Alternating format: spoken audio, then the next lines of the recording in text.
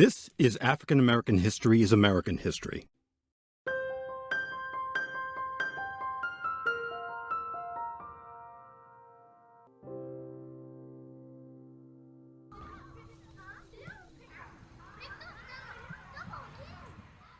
On Thursday, May 2nd, 1963, more than 1,000 African American school students skipped classes and gathered at 6th Street Baptist Church to march to downtown Birmingham, Alabama.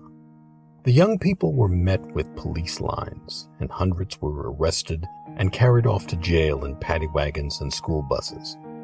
The next day, more students gathered for another march, but this time, Commissioner of Public Safety Eugene Bull Connor directed his police and fire departments to use extreme force to halt the peaceful demonstration.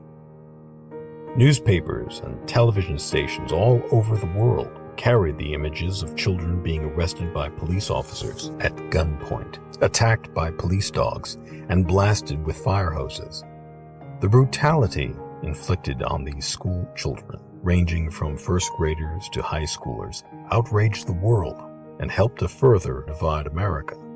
But despite the violence, the children continued to march and protest in an organizing action which would quickly become known as the Childrens Crusade.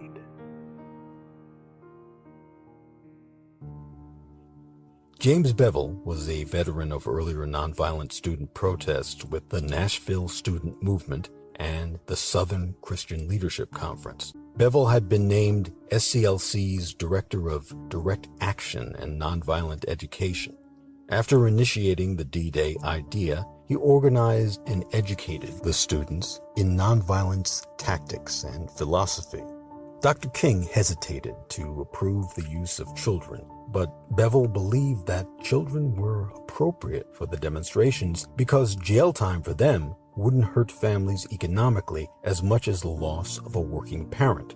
Adults in the Black community were divided about how much support to give protests that challenged segregation in Birmingham. But Beville and the other organizers knew that high school students were a more cohesive group, as they had been together as classmates since kindergarten. Beville recruited girls who were school leaders and boys who were athletes. Beville found girls more receptive to his ideas because they had less experience as victims of white violence. But once the girls joined, so did the boys. Beville and the SCLC held workshops to help the young students overcome their fear of dogs and jails. They showed them films of the Nashville sit-ins organized in 1960 to end segregation at public lunch counters. Birmingham's black radio station, WENN, supported the new plan by telling students to arrive at the demonstration meeting place with a toothbrush to be used in jail. Flyers were distributed in black schools and neighborhoods which said, "Fight for freedom first, then go to school." And, "It's up to you to free our teachers, our parents, yourself, and our country."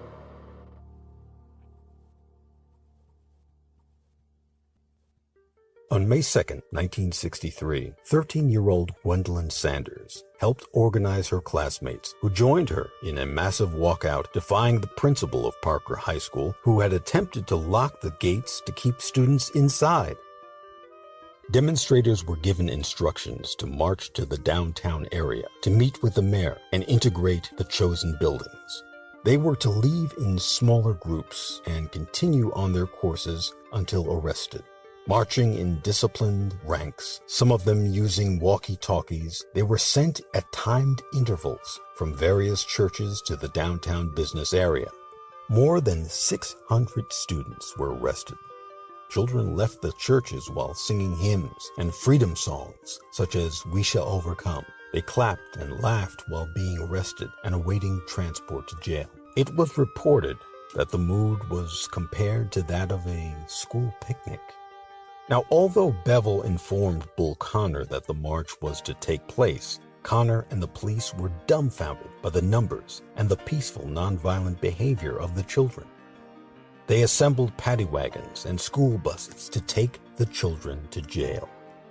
When no squad cars were left to block the city streets, Connor, whose authority extended to the fire department, used fire trucks.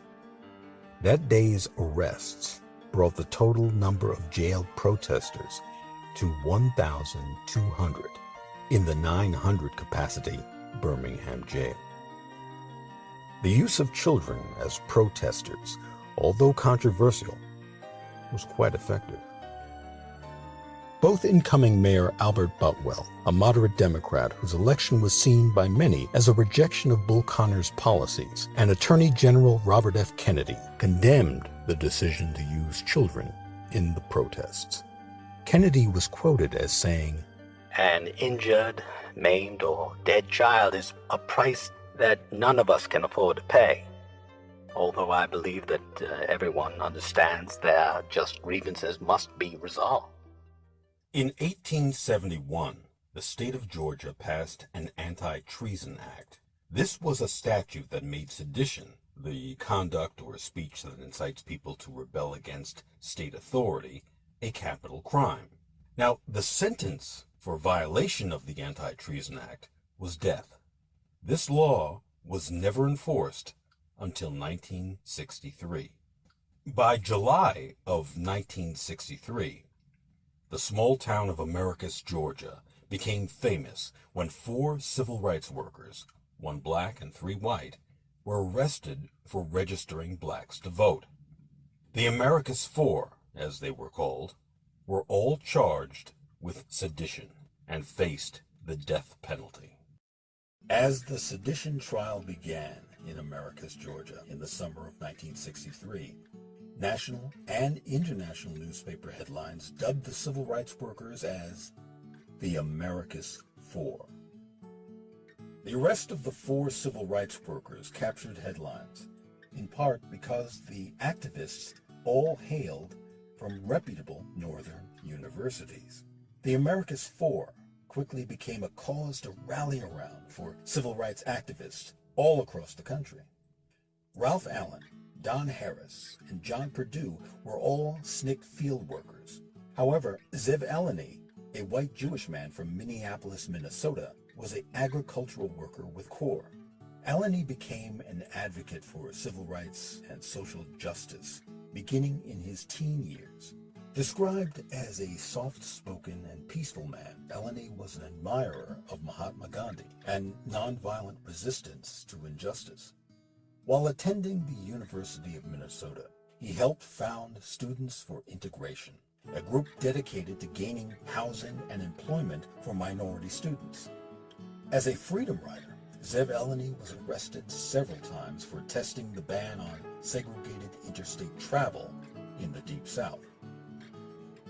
Now, it seems inconceivable today, but in 1963, Zev Eleni, along with the other 3 SNCC workers, faced death simply for attempting to register black voters.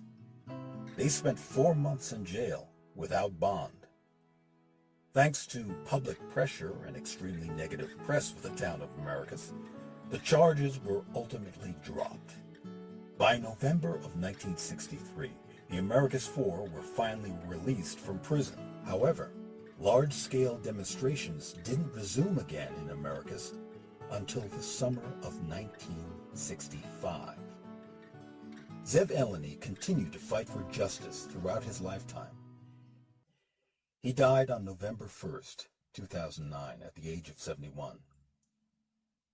Don Harris, the only black member of the Americus 4, later described the events in Americus in an interview for the Rutgers Oral History Archives this way. So, 4 months was a pretty long time. It was a pretty long time for most people in SNCC. Student Nonviolent Coordinating Committee, actually, who had been. Usually, if you're jailed for activism, it's 3 days, a week, or even 2 or 3, and you're out. So, my parents are sitting up in New York, having a heart attack, and fearing that all of their effort and time and energy to ensure that I became a solid, secure, middle-class success was just going down the toilet. My mother, who had never traveled to the South, got on a plane flew to Atlanta, got on another plane, flew to Albany, Georgia, met C.B. King, and drove up from Albany to Americus to visit me in jail. SNCC field worker John Perdue died in 2014. A few years after the sedition trial in Americus, Perdue said in an interview, Later on, I met a guy who was at Morehouse, who told me, oh, you were one of the Americus 4. Yeah, me and my classmates, we used to, when we got home from the library or from class and we came back to our dorm room, we would call the Sumter County Sheriff's Office and ask to talk to Perdue, or Zev Eleni, or Don Harris, or Ralph Allen, and the sheriff would curse and hang up the phone, and we would call back at 3 o'clock in the morning and call back at 4. My time in the movement was the formative and meaningful period of my life. What a unique opportunity it was to help change history. in Washington, D.C., on Wednesday, August 28, 1963, the March for Jobs and Freedom in Washington was held. Today, most people know it as simply the March on Washington, or the march where Dr. King gave his I Have a Dream speech.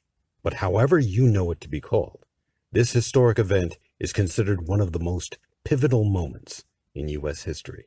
But just 2 months before the march, there was very little interest in it. By 1963, marches in and around the Capitol were becoming rare, and this one, a march to advocate for the civil and economic rights of Negroes, was not particularly popular. A Gallup poll just a few weeks before the march revealed that 80% of Americans knew about it, and of those, only 20% approved, while 42% did not. 18% thought it wouldn't accomplish anything, and it would most likely end in violence. President John F. Kennedy, who was trying to get civil rights legislation through Congress, tried to talk A. Philip Randolph, the titular head of the march, and Bayard Rustin, the deputy organizer, out of it.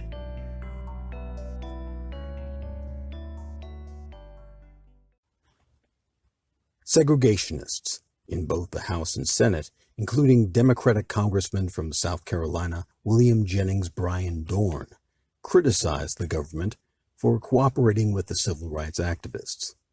Senator Olin D. Johnston, also a Democrat from South Carolina, rejected the bipartisan invitation to attend, writing, "You are committing the worst possible mistake in promoting this march.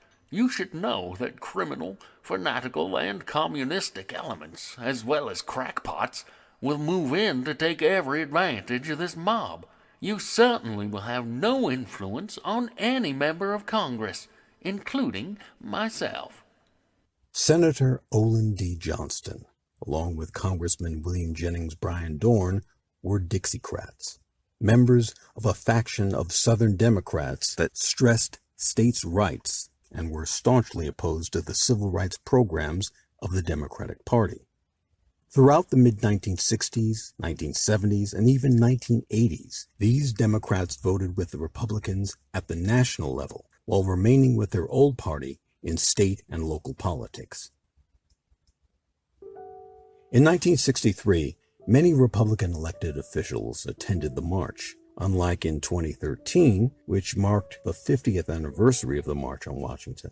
Event organizers for the anniversary invited top Republicans in the same spirit of bipartisanship as the first march.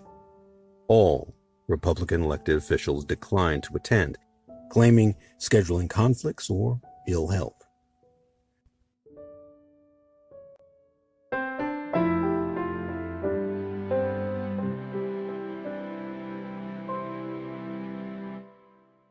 This has been African American History is American History.